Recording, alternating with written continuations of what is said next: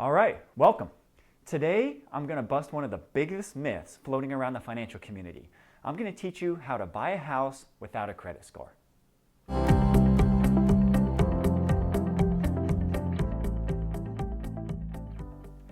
All right, so this is one of the most common questions I get from people when I tell them that they should not use credit cards and that they shouldn't even worry about their credit score. They should instead focus on saving and investing money.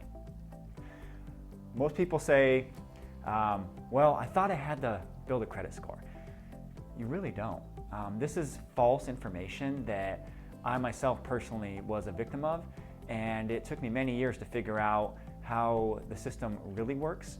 And at the end of the day, the only reason you really need a credit score is to essentially earn more credit so you can buy more things that you may or may not be able to afford. So I'm going to walk you through the process today of how to buy a house without a credit score so that you can do this and prove the system wrong.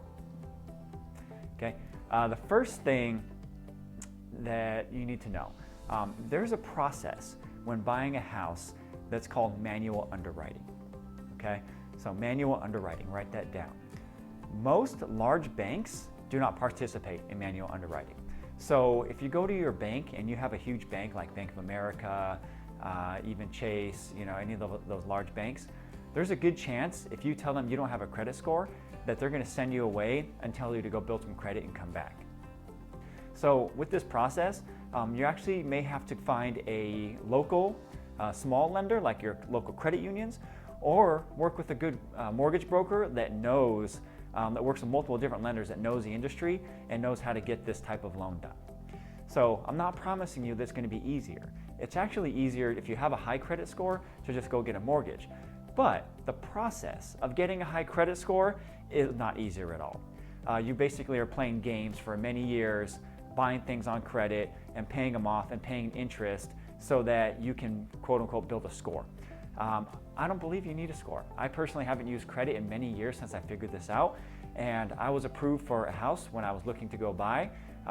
Unfortunately, it didn't work out. I didn't buy the house, but the thing was, I was approved and I haven't used credit in 3 years, 4 years. So I know it can be done. So the process, though, is something that I'm going to teach you today because it is a little bit different and it is going to require a little bit more work on your end. So I want you to be prepared when you're going into this process. So I'm going to give you exactly the steps you need to take so that you can buy a house without a credit score. All right, step one, you do need to be able to prove that you have made some sort of payments on time, okay? But I just mean by paying your bills. I don't mean credit card payments or anything like that. So typically you're going to need 4 to 6 bills or things that you can prove that you've paid on time for about 18 to 24 months. That's the generally accepted amount that you're going to need for a manually underwritten loan. Okay, so that could be, here's some examples: your rents, your house phone, which I know most people probably don't have, but your cell phone, your trash bill, your cable bill, your heating bill, any of those. If you have 4 to 6 of those that you can prove that you have a track record of 18 to 24 months, that is going to be a great foundation because you do have to prove that you can pay some things on time. A quick side note, I have seen people have trouble that may have came from a different country and they have a 0 credit score, they have a good down payment, but they have no history of any kind. Keep in mind that may cause you some challenges, so you may have to pay your bills for 18 to 24 months before you can do this. The second thing you're going to need to have is you're going to need to have a strong down payment. Don't expect to go get a mortgage, and I would never recommend this, whether you had a 0 credit score or an 800 credit score.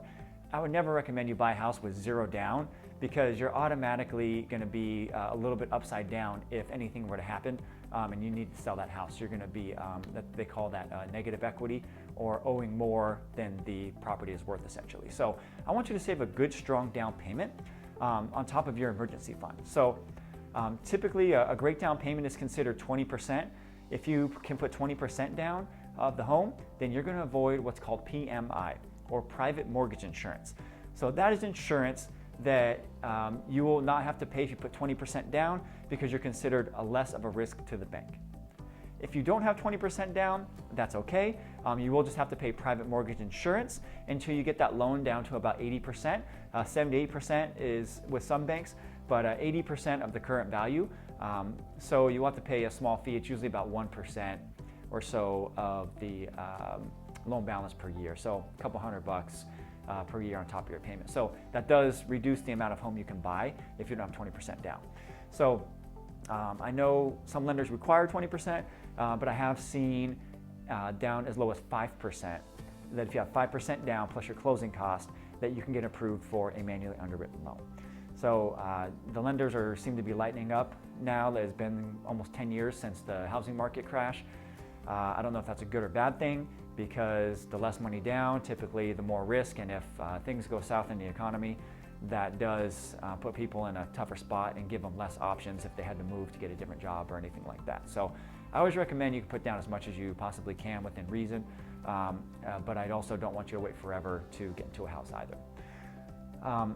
This is another subject here when you're going to buy a house that a lot of people don't talk about. The standard loans that we typically hear about are, a 30-year fixed. That's the only loan you hear about. Sometimes you hear about 15 years. But I want you to know that there's many different terms available when you're going to buy a house. You don't have to buy either a 15 or a 30. I think sometimes people get stuck on that. They look at a 30-year payment and they say, hey, I can afford a little bit more, so they end up buying a little bit more house because they look at a 15 and that payment seems way out of range. So no matter what term you choose, there's many different ones. Like I was saying, there's 5 years, 10 years, 15 years, 20 years, 25 years, so or 30 years. So you can really get any of those terms. The most common are about 15, 20, and 30 years. The real difference between a 30-year loan and a 20-year loan, typically it's just a couple $100 a month. For example, if you were to get a traditional 30-year fixed rate mortgage, if you made one extra payment per year, or you essentially paid your payments bi-weekly, so what that means is you pay half a payment every 2 weeks, you end up paying an extra payment per year is what it comes down to. So you can just make one payment or pay it bi-weekly. Either way, it's basically the same thing. You're going to pay a traditional 30-year mortgage off in about 23 years or so, and if you pay a little bit more, then you can pay it off a whole lot faster. So what you're looking at, instead of putting on a 30-year, I recommend you get at least a 20-year. If you can do a 15, that's great, because you will save hundreds of thousands of dollars in interest typically, especially in California. So buy a little bit less house, keep it within your budget. I recommend your budget for your monthly payment, including taxes and insurance, should not be any more than 25 to 28% of your take-home pay. 25 to 28% of your take-home pay. Reason for that is I want you to pay off your home as soon as you can, and I also want you to have some wiggle room if some things were to come up in your life and you had to change jobs or whatever it may be. I don't want you maxed out with 35, 40% of your monthly payment.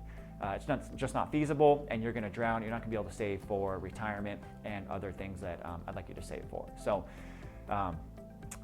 the last thing to consider when you're going to buy a home and you're trying to do it without a credit score, you cannot typically have anything negative on your credit. So you can't have a collection or two for a cell phone bill you didn't pay. You can't have library fines that you didn't pay. Anything like that, I want you to pull your credit report at annualcreditreport.com before you start shopping, and I want you to make sure that everything is clean on there, and if there is anything, I want you just to call them up and just pay it. Paying it in full is best. One, you owe the money, but two, it will show as paid in full versus a settled amount, but you got to make sure there's no negative credit. If you did have something serious financially, like a bankruptcy or a foreclosure, it's going to be 3 to 4 years on average for you to be able to buy a house, so keep that in mind as well. But as long as you have no negatives on your credit, you can prove 4 to 6 bills that you've paid on time for the last 18 to 24 months, and you have a strong down payment, there's a very good chance that you should have no problems getting approved for a mortgage, okay? So please don't believe the myth that you need a credit card, you need to start building credit. It's one of the most common questions I get, especially from young people, 21, 22, they think they need to do this, or even in college. It's an absolute falsehood. Don't fall for it. Do the right thing, live without credit, save your money, and buy things that you can actually afford, okay? This is Jason with KIS Planning. You can reach me at jason@kisplanning.com, and I'm happy to hear any questions or feedback you have. Have a great day.